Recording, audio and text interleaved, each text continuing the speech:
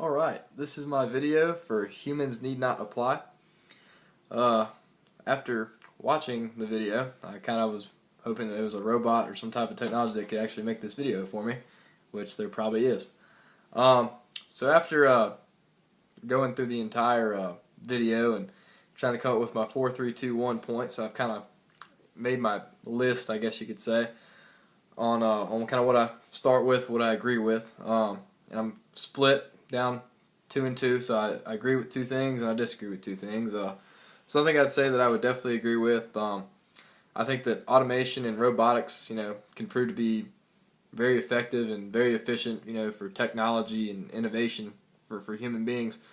The facts are definitely there that it can be a lot more efficient than humans, and can definitely be economically more positive, and that's for sure something I definitely would agree with. Something I would disagree with would be that the whole point of robotics and different forms of technology kind of taking the role, I guess, of humans, such as driving cars or being a lawyer or a teacher. To me, I think that's kind of almost a stretch, even though I guess it is possible. To me, it seems like, though, I know that I would be uncomfortable with a car that was not being driven by a human. Even though human error is definitely possible, I would be skeptical of the technology if it did fail. I also agree with the point, though, that humans are naturally lazy and that we do whatever we can to make things easier on ourselves, which is definitely proven through history as we've definitely innovated and done what we've had to do to make things easier and survive on planet Earth, I guess you could say. I know a lot of us like things to be easy, and us being lazy would be the root of that.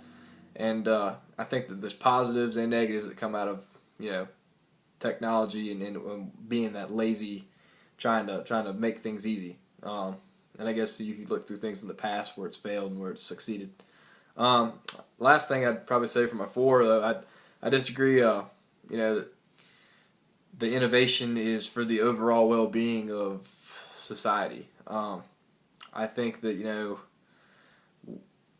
it's different than the horse example given, that horses are put up like obsolete, because now it's seeming like instead of horses are just an animal that's almost out of work, it's real human beings, and that almost that disturbs civilization more than just a horse that's no longer carrying a carriage. So I don't think that innovation to that extreme is a positive. I think because I think that can hurt more than it can help. Economically, though, for businesses and for those few that are controlling that technology, then yeah, it's definitely a positive, and it's something that will help them tremendously. But I think for the majority of folks, because as it stated in the video, that during the Great Depression, 25% of people were out of work, and then that 45% of the jobs that are possessed right now could be easily taken by robots. And obviously, if that happened, it would cause probably a lot of chaos and definitely struggle and problems. So I think that to an extent it's good, but I think to also a point it has to slow down technology, being that what that is. Probably my 3 questions that I have would be how does a society react to the era that would happen with some of these like technical innovations, for example the car, or just any type of thing that's not being controlled by humans, and would that be worse than human error? So that's kind of my question. Would we be better off with the mistake in putting so much power into a technology, and would we end up better off, or not as much hurt if a problem occurred, or we can we keep moving on a lot easier after a human error? So I think that there's kind of, you have to see what could be worse if it fails, because in all likelihood something could fail.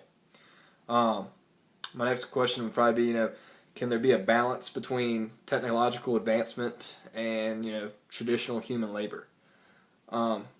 Because as I stated earlier, it seems like if there was just a massive technology overtake, it could just, harm the traditional human society, and that's would definitely be a negative. So I think that the big question is if there can be a balance between the old and the new, because we can adapt in technology and we're capable of adapting and things. It'd just be interesting to see if that adaptation can occur, where you can have the old and the new working together for a great well-being.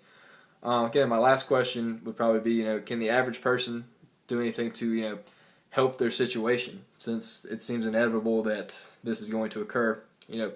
What can the average guy do to basically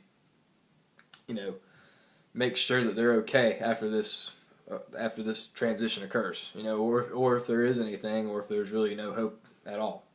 So that'd kind of be my third question there. And two things that I could definitely say that I'd relate to, and what I saw in the video, I can relate by being the college student that is going to have to be looking for a job right after college, and how that is a struggle. It's already a struggle anyway, but then it's already a struggle competing against other humans, but competing against robots. And I know everyone in our class is an education major, and it showed how robots and different technological advancements could take over certain forms of teaching. And so I can relate there in saying how that would definitely be a scare.